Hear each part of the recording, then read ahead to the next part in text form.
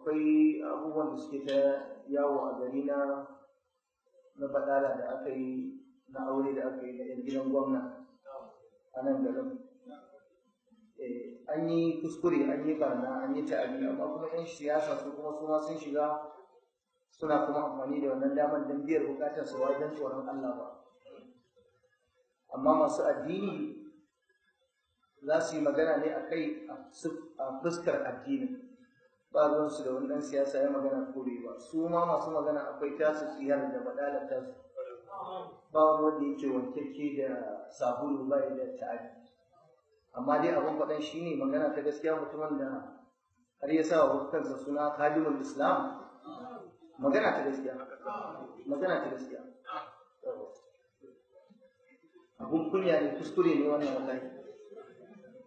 A zo a ɗauki hoto, kaddara ma an je an yi a ɓoye wani bai sani ba. Wannan wani abu ne tsakanin su Allah. Malamai suna faɗa cewa wato ita ɓarna da a yi ta a ɓoye da a yi ta a bayyane, a yi ta a bayyane ya fi haɗari kuma ya fi cin fuska da Ubangiji. Aure dai a garin nan ba shi ne auren farko ba, kuma ina jin yarinyar nan ba ita tafi kowa ba a garin nan, ko ba ka bane, to waɗanda suka yi auren da ya fi wannan. Amma ko don kare wannan martabar sunan ya kamata a kare martabar musulunci da kimar garin Kano a matsayin Kano wacce take jagora ta musulmi a Najeriya. Ana yin biki, ana yin baɗala, ana yi, amma manya ya kamata gidajensu a samu tsarki a cikin gidajensu.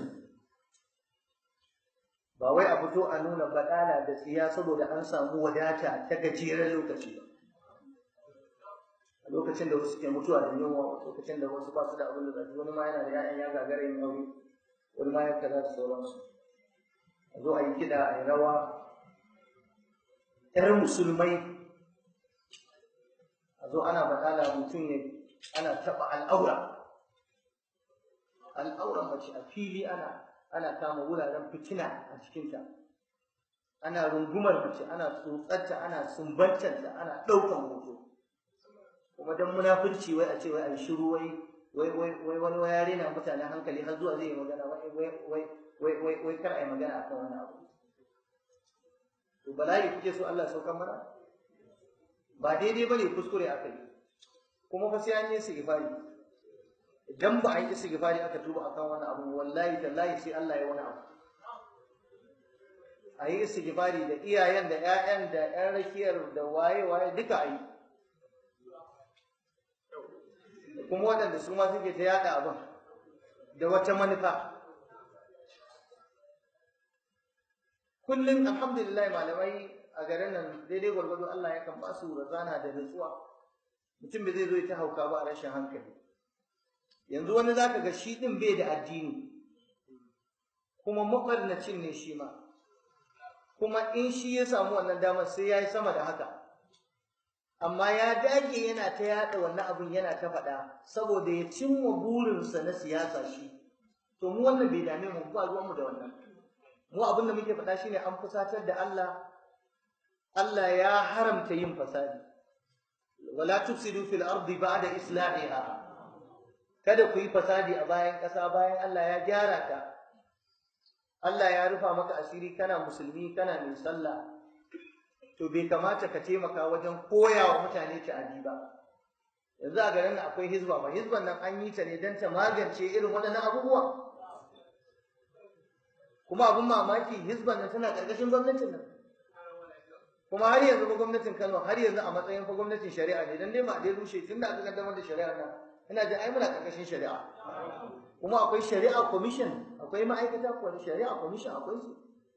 Akwai malamai ana ba su albashi, ana zama a tattauna akan harkar shari'a. Ashe ya kamata a mutunta, a kimanta.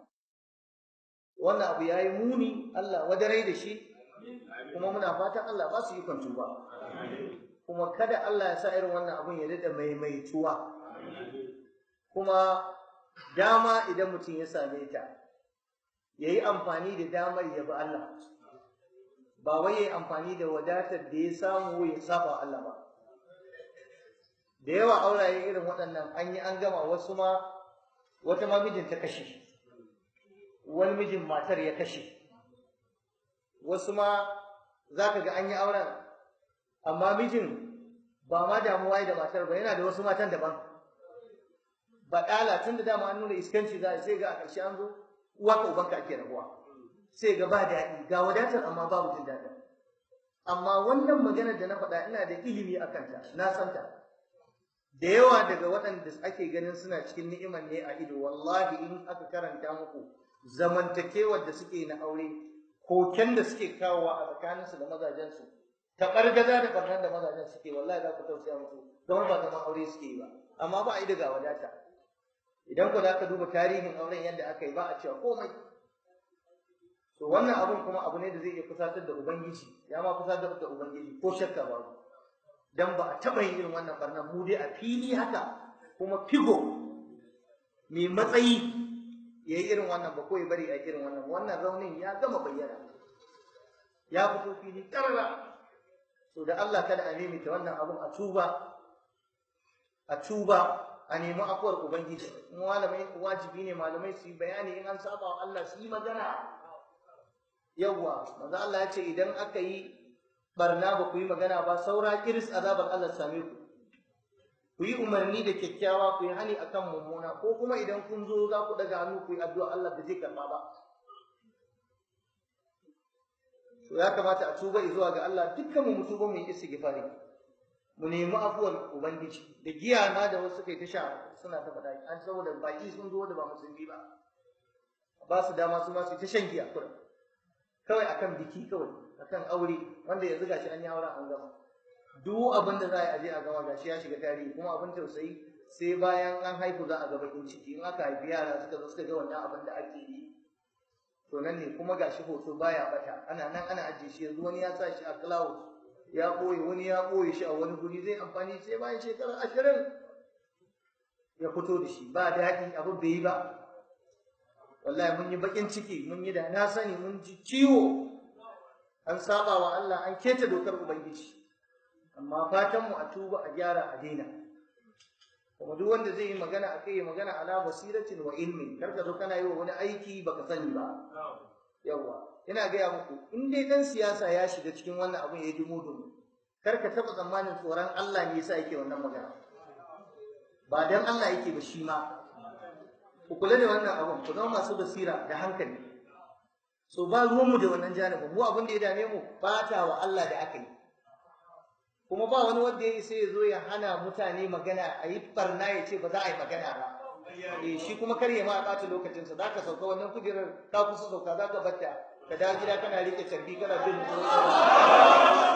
ba ta mata su ba. Yawwa, ba a yi ka ba, ba a yi irin ka ba, ba ka isa ba. Yawwa, Allah ya faɗa a Qur'ani, ya faɗa a hadisi, ka zo ka shiga gidan rediyo kana magana, wai ba za a yi magana akan me? Addinin mutane a hannunka yake? Dan aikin albashi? Wannan ba daidai ba ne. Shiga cikin gonar Allah. Na yi wannan magana ne saboda nan gaba kana zo a yi ta'adi, wani ya zo ya da tsamin bakinsa ya zo gidan rediyo yana cewa wai ba za a yi. Yawwa, babu wannan kofar.